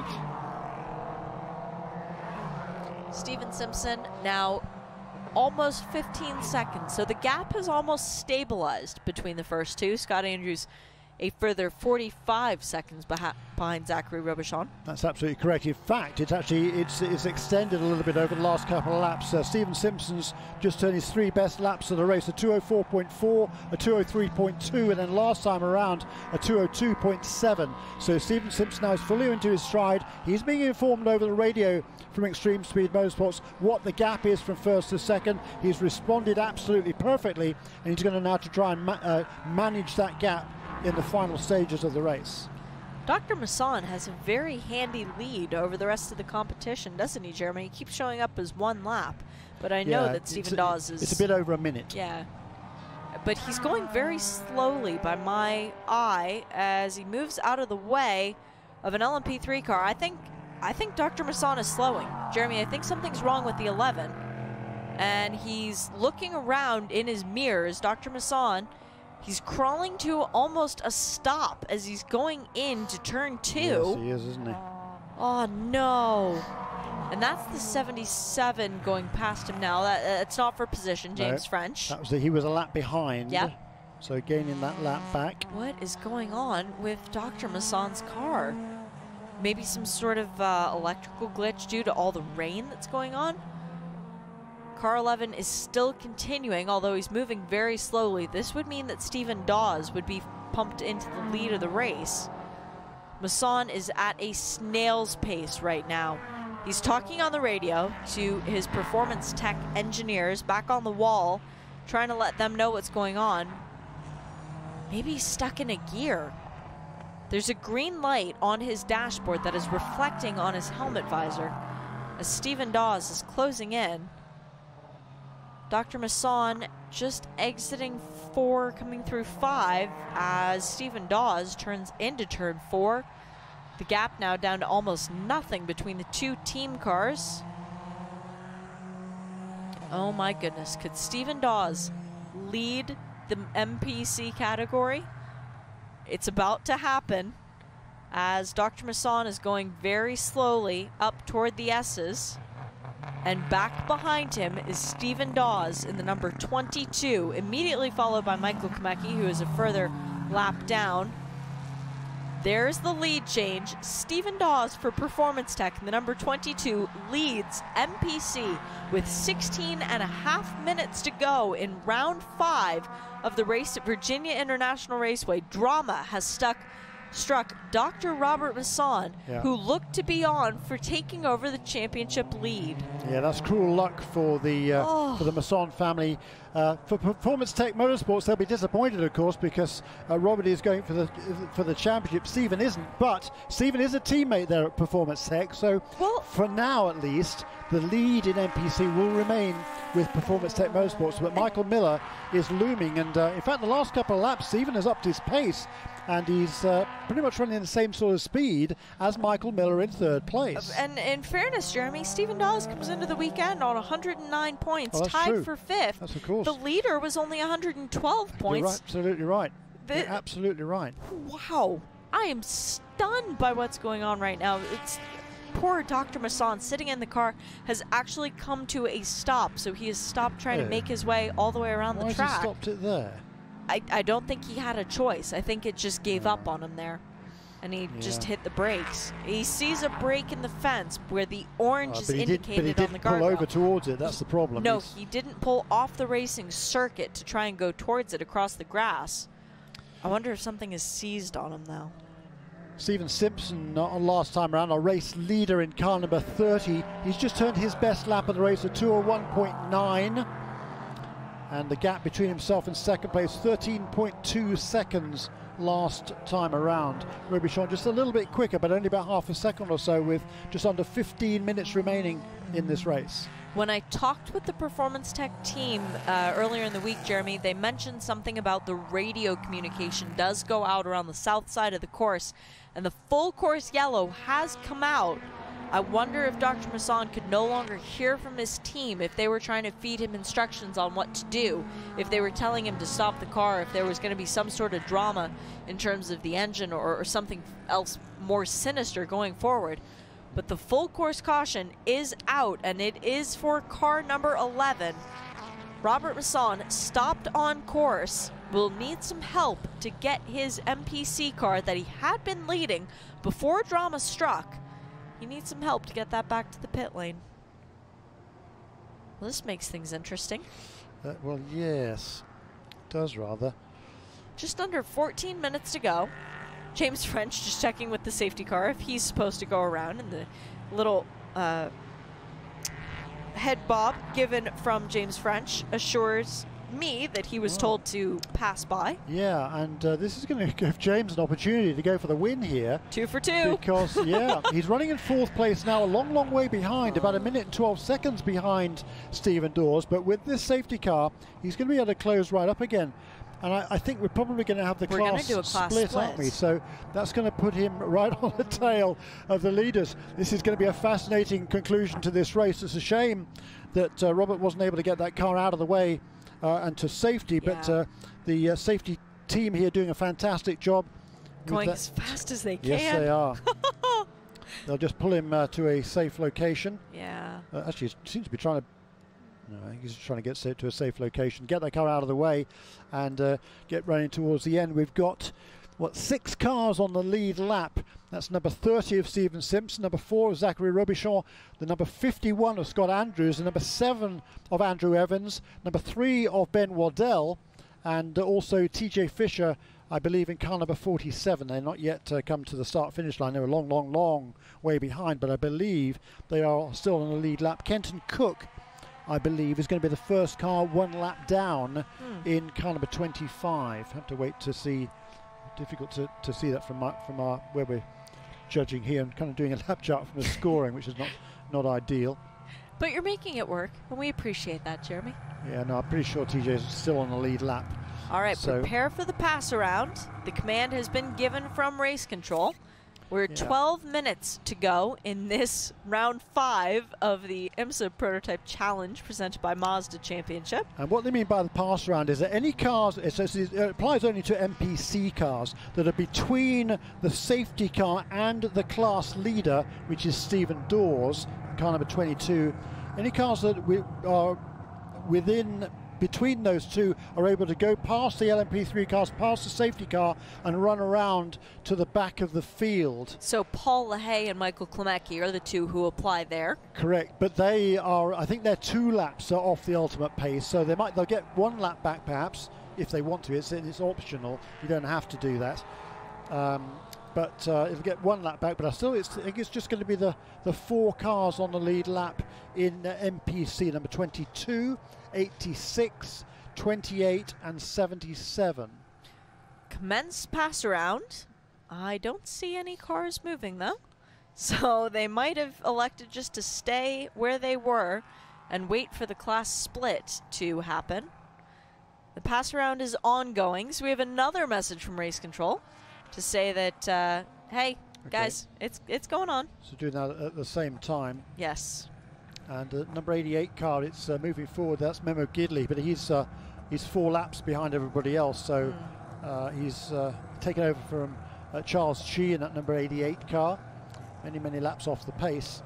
So he's just moving his way past the MPC cars. As you say, the class split will mean when we get ready for the restart, all the LMP3 cars will be ahead of the MPC class cars. Safety car lights are still on, so we will be at least 1 more lap behind the safety car as we do the pass around and then the class split. Then we should go back to green, where we'll have about 7 minutes worth of racing. Yeah, so the 22.86 there, pretty much nose to tail now. Stephen Dawes and Michael Miller. That's going to be interesting at the restart. Oh my. Michael Miller doesn't do an awful lot of racing this year. He's been a driver coach, a very accomplished driver coach for many years. It looks like some of the MPC cars that are eligible for the pass round, that are in between the safety car and the class leader, are not taking the advantage to moving around. I mean, it's not that big a deal, because they're still going to be a whole lap behind the leader in MPC, so they're not going to gain much out of it by doing so. No, but race control giving them a second opportunity. I do appreciate that. The message going out again. Hello, it's your turn. But no, the class split will be the next thing to take place, which will separate our LMP3 runners from our MPC runners, and the only 2 mixed in on the timing screen, which isn't really relevant, are Robbie Foley and Memo Gidley, because they are both laps off the pace, but it's more about track position. So they try to keep all of the LMP3 cars together so they're not battling with the MPC cars, at least off a restart. Try to keep things a little bit more simple. Yeah, and those cars that are 1 lap down, and Kenton Cook leads them in car number 25 in 2nd place. Cameron Castles Just been passed by Kenton a little bit shortly before the full course caution came out. Cameron Kelsey is number 75, is in 8th place, also 1 lap down. Also 1 lap down of the number 17 car of Corey Lewis and the number 60 of Tony Skazimets. Paul LaHaye got the message and decided to take the pass around, as now we are preparing for the prototype class split. So Paul LaHaye electing to do the pass round. Michael Klimecki not electing to do it. Interesting. Well, Klimecki shouldn't be a problem, though. He's fast, so when we get going again, we should be able to make it clear. And is that Klimecki on the move? Yes, now Klimecki goes as well. So they both just waited about an extra lap. That's all right. They got there in the end. It's all fair. We're down under 8 minutes to go as the prototype class split is about to take place. Yeah, this is going to leave us room for only probably a couple, maybe 3 laps. Hopefully they can get all the field organised this time around. We're within half a lap, aren't we, of the start-finish line? Yes. I hope we can get the class split, everything organised now. Get the pace car lights up. Bring the safety car, excuse me, not the pace car. Safety car, yes. Out of the way at the end of this lap and go racing. Would probably be 3 laps. If we don't, then we'll lose, well, at least one lap of possible green flag racing, possibly 2. Yes, the lights go out on the safety car, on the Mazda safety car. That's the difference between the Mazda safety car driver and myself. I would not come back in the pit lane. I would stay out there, especially with the track conditions as they are. Steven Simpson is very happy to be going back to green because he will be able to race somebody, although he's not very happy that it's Zachary Robichon he's going to try and hold off, because that's a name he's heard us calling a lot over the course of the weekend. Scott Andrews has received the caution that he was hoping for, and now will not only be fighting for the final step on the podium, but fighting hopefully for a win. Yeah, the game on here, up and down the field for both categories. This is going to be really exciting. I think there's probably going to be time, if we're lucky, if there are no cautions more, for 3 laps dash to the checkered flag. Green flag waves once again on this race, and 6.5 minutes to go. Steven Simpson, perfect restart, and Zachary Robichon trying to split 2 slower cars, including Kenton Cook. It's Kenton Cook who's trying to get his lap back. Oh, wow. I don't know if I agree with that. There's not really enough time left for anything to happen, but well, no.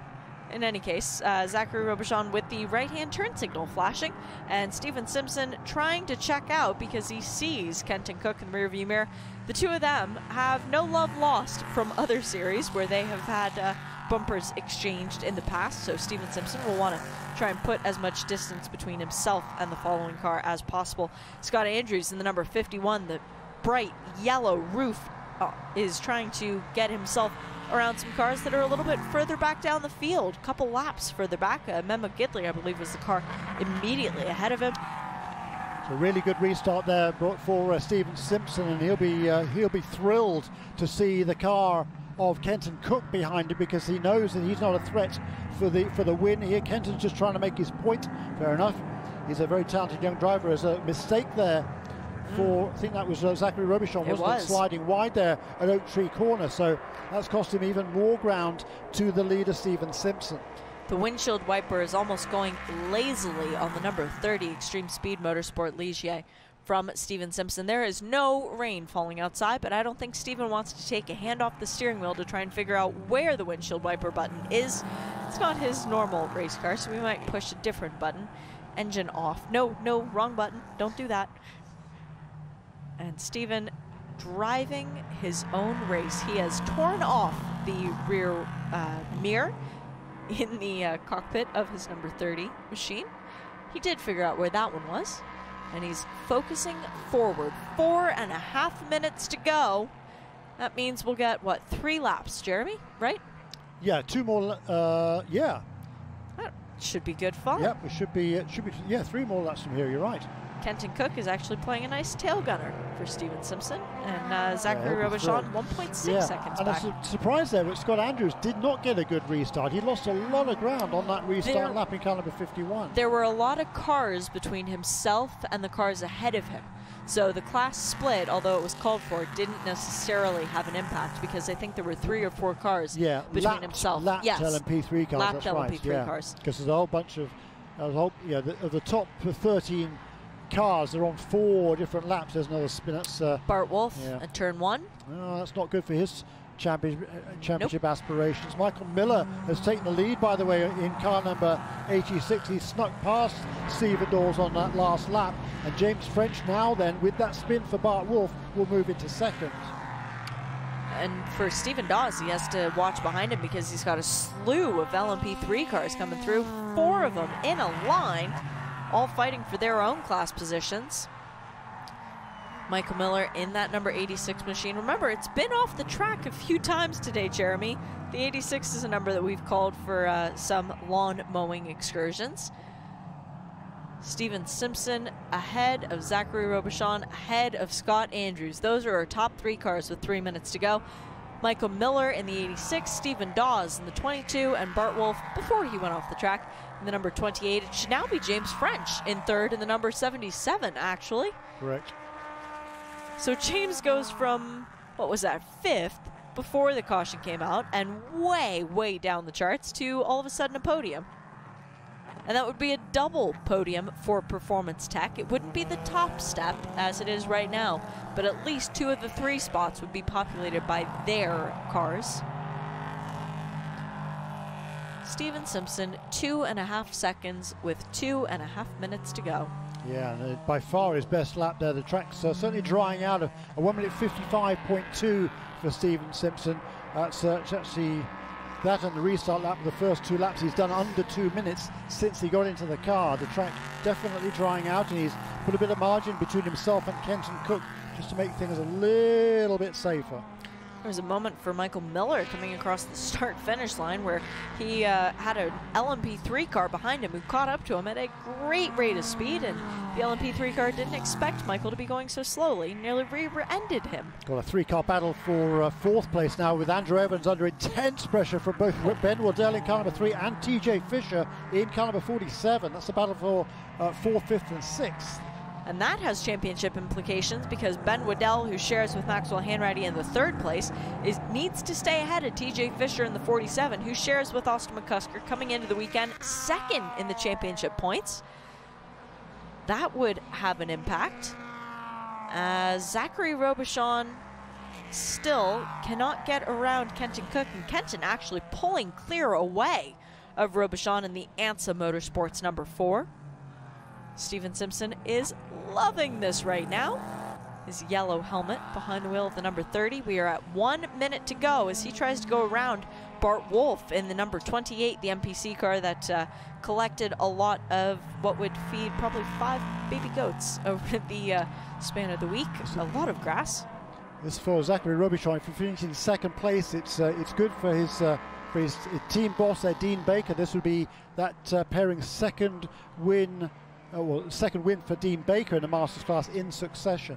This is the last lap as the sun begins to set and gives just a beautiful imagery.